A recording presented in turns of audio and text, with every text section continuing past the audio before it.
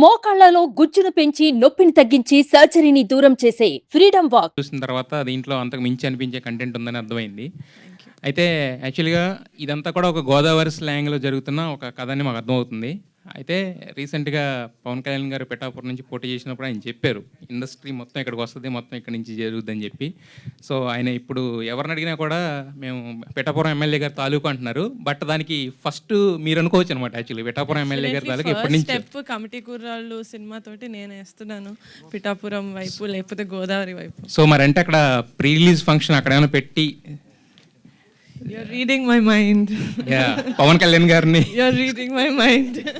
ఉంటుందా అయితే వస్తున్నారా? వస్తున్నారు, ఇంకా దాంతో ఆలోచించలేండి. ప్రస్తుతానికి టీజర్ దగ్గర ఉన్నాం కాబట్టి నెక్స్ట్ ట్రైలర్ ఉంది, విల్ సీ. రీడింగ్ మైండ్ అన్నారు కదా, ఏదో మైండ్లో ఉండుంటుంది కదా. రీడింగ్ మై మైండ్ నేను అనుకుంటున్నాను, నేను అనుకునేది మీరు అనుకుంటున్నారు అంటున్నాను. ఎస్. అయితే యాక్చువల్గా ఇప్పుడు ఇందాక మొత్తం మన ఎగ్జిక్యూటివ్ ప్రొడ్యూసర్ రమేష్ గారు చాలా చెప్పారు. అంటే చెప్పింది చిన్న స్టోరీ అయ్యింది ఇంత బడ్జెట్ అని చెప్పి. సో మరి మీరు కథ విన్నప్పుడు మీకు ఏమనిపించింది? అంటే ఎందుకు ఈ స్టోరీ, మీరు చాలా కథలు వింటుంటారు కదా, దీన్ని ఎందుకు పిక్ చేయాలనిపించింది మీకు? అంటే డెఫినెట్గా నేను ఫస్ట్ టైం విన్నప్పుడు నేను ఆంధ్రాలో పుట్టలేదు, నేను హైదరాబాద్లో పుట్టాను. నాకు ఆ భాష అంటే నాకు ప్యూర్ తెలంగాణ ఎలాగైతే అర్థం కాదో అలా ప్యూర్ గోదావరి యాస కూడా నాకు అంతగా అర్థం కాదు. అంటే అంత ఫ్లూయెంట్గా నేను పట్టుకోలేను. కానీ వంశీ గారు నరేట్ చేసినప్పుడు I felt like I was a part of ఆ గోదావరి సినిమా ఎక్కడైతే టేక్ ప్లేస్ అవుతుందో I felt like I was a part of that. అంటే అదే చెప్పినట్టు 11 మంది హీరోలు 6 హీరోయిన్లు కాదు, 11 మంది లైఫ్ స్టోరీలోకి it just sucked me in like that. So I could not say no. నాకు నో చెప్పే ఆస్కారం లేదు ఇంకా, because it was such a good narration. నేను మీకు ఆల్రెడీ చెప్పాను, it was a very good narration. మా ప్రొడ్యూసర్ గారు చెప్పినట్టు మ్యూజిక్తో పాటు వినిపించారు మాకు narration. So I think we had very good imagination cinema ఎలా ఉండబోతుంది, లేకపోతే ఆయన విజన్ ఎలా ఉంది అని. So it was a 100% yes starting నుంచే. అయితే యాక్చువల్గా ఏంటంటే ఇది సినిమా కింద వచ్చినప్పుడు ఏంటంటే ఒక కొత్త డైరెక్టర్ నమ్మి ఇంత ప్రొడక్షన్ అంటే ఒక చిన్న రిస్క్ అయితే ఉంటుంది. అదే వెబ్ సిరీస్ అంటే మీరు ఆల్రెడీ ఇంతకుముందు హిట్స్ ఇచ్చారు కాబట్టి పెద్ద రిస్కే ఉండదు, రిస్క్ టేకింగ్ తక్కువ ఉంటుంది కదా ఫ్యాక్టర్. మరి ఆ రిస్క్ తీసుకోవడానికి ఎందుకు మీరు ముందుకు వచ్చారు? అంటే ఇలాంటి సినిమా ఆడకపోతే అందులో there's no point in it. ఎందుకంటే ఇలాంటి cinema it touches a lot of human emotions. మనం థియేటర్కి వెళ్ళింది మన లైఫ్లో బాధలు మర్చిపోయి సరే ఒక 2.5 hours ఎంటర్టైన్ అవుదామని వెళ్తాం. బట్ ఆ ఎంటర్టైన్మెంట్తో పాటు మనకి ఇంకేదన్నా ఇంటికి టేక్ బ్యాక్ చేసుకోవడానికి ఇంకేదైనా వస్తే దట్స్ అ బోనస్. అలాంటివి మా సినిమాలో చాలా ఉన్నాయి. అండ్ ఆ రిస్క్ ఫ్యాక్టర్ అంటారా, నాకు ఫనీగా ఉండడం వల్ల it was like a support for me. So అంత రిస్కీ అనిపించలేదు, ఎందుకంటే I had another producer with me. Nihar garu, Venkat 10TV. లేదు, ఇందాక ప్రొడ్యూసర్ గారు చెప్తూ ఈ సినిమా ఎలక్షన్స్కి ముందు వస్తే బాగుండేది అని అన్నారు. అంటే ఇప్పుడున్నటువంటి పరిస్థితులను దృష్టిలో పెట్టుకుని ఈ సినిమా చేశారా లేకపోతే? అంటే ఎలక్షన్స్ అనేది cinema crux of the story కాదండి, it's just a part of it. ఎలా అయితే మనం ఒక 30 సంవత్సరాల్లో అన్నీ మన లైఫ్లో ఎలా అయితే ఉంటాయో, చిన్నప్పుడు ఆడే క్రికెట్ దగ్గర నుంచి మనం కొట్లో తీసుకునే చాక్లెట్ వరకు ఆ ఊరు పంచాయతీ ఉంటుంది, లేకపోతే ఆ ఊరు రాజకీయాలు ఉంటాయి. ఆ రాజకీయాలతో పాటు మనకి ఎలాగా అదర్ థింగ్స్ కూడా లైఫ్లో ఇన్వాల్వ్ అయి ఉంటాయో first 30 years of our life ఒక ఊరు అలాంటి ఊర్లో పెరిగితే కనుక. సో అలాంటి ఆస్పెక్ట్స్ ఉన్నాయి, కానీ ఇట్స్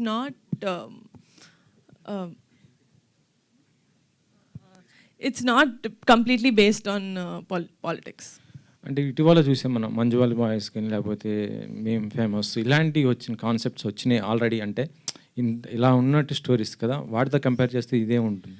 అంటే కమిటీ కుర్రాళ్ళు అనేది ఒక కమింగ్ ఆఫ్ ఏజ్ ఫిల్మ్ అండి. అంటే ఒక 8 సంవత్సరాల నుంచి 30 సంవత్సరాల వరకు ఈ 11 మంది జీవితంలో ఏమవుతుంది, వాళ్ళెవరో జీవితంలో అవుతుంటే నేను ఎందుకు ఇంత ఫీల్ అవుతున్నాను మీకు అనిపిస్తుంది సినిమా చూస్తున్నప్పుడు.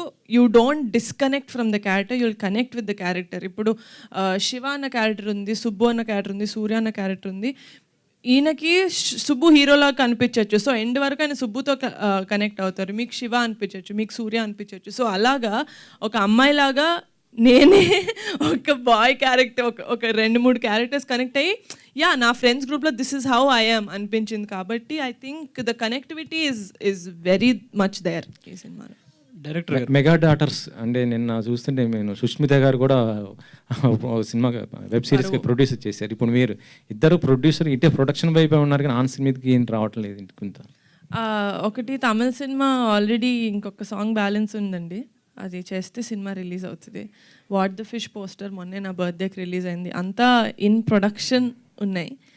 యా, ఇంకో క్వశ్చన్ మేడం, అంటే ఇటీవల సోషల్ మీడియాలో బాగా హల్చల్ చేస్తున్న ఒక విషయం ఏంటంటే అది మెగా ఫ్యామిలీలో ఒక హీరో అల్లు అర్జున్ కానీ అన్ఫాలో అయ్యారు. అంటే యాక్చువల్లీ మీరు అందరూ కలిసే ఉంటారు, మెగా ఫ్యామిలీ ఇటు అల్లు అర్జున్ గారికి కలిసి ఎప్పుడు ఉండేది. ఇటీవల జరిగినట్టు నువ్వు ఎలక్షన్స్ ఈ టైంలో కొంత డిస్టర్బ్ అయిన పరిస్థితిలో ఆయన అన్ఫాలో చేశారు, అది ఎంతవరకు కరెక్ట్ ఏంటి? జెన్యున్గా చేశారని ఇప్పుడు మీరు చెప్తేనే తెలుస్తుంది. I'm sorry, I'm not aware of it, but what ever it is I'm sure they have their own reasons. Director గారు యదువంశి గారు, ఈ పోస్టర్లో చూస్తే 11 మంది ఉన్నారు, ఆ పోస్టర్లో కూడా 11 మంది, అక్కడ వచ్చేటప్పటికి 10 మంది అయ్యారు. ఏమయ్యారు ఇంకొకరు?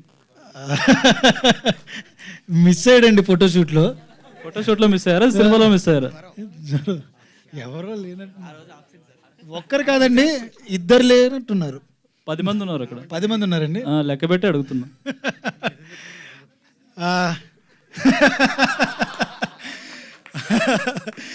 అంటే సినిమాలో ఇప్పుడు పాస్ మధ్యలో ఇదవుతుంటారు కదా, అలా ఏమన్నా అయ్యారా ఏంటని? అయ్యేం లేదండి, అది సినిమాలో ఒక మంచి విషయం. మీరు ఒక టీజర్లో లాస్ట్ పోస్టర్ చూసినప్పుడు ఈ 10 మంది ఒక చోటుకు వెళ్తూ ఉంటారు, అక్కడ కూడా 10 మంది ఉన్నారు. అక్కడ కూడా 10, ఆ ఒక్కడి గురించి వెతకడానికి వెళ్తున్నారండి వాళ్ళు. ఓకే, అది నేను రివీల్ చేశానండి, ఇంకా అంతకుమించి నేను చెప్పలేను.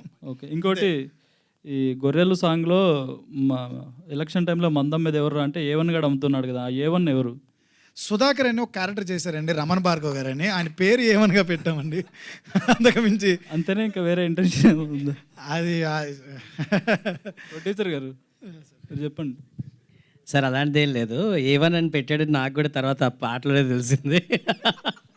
సార్ అంటే ఎలక్షన్ టైంలో అప్పుడు A1 అని చాలా పేపర్లో రాశారు కదా, A1 అంటే వాళ్ళని ఉద్దేశించి పెట్టారా లేక నిజంగా ఏంటని?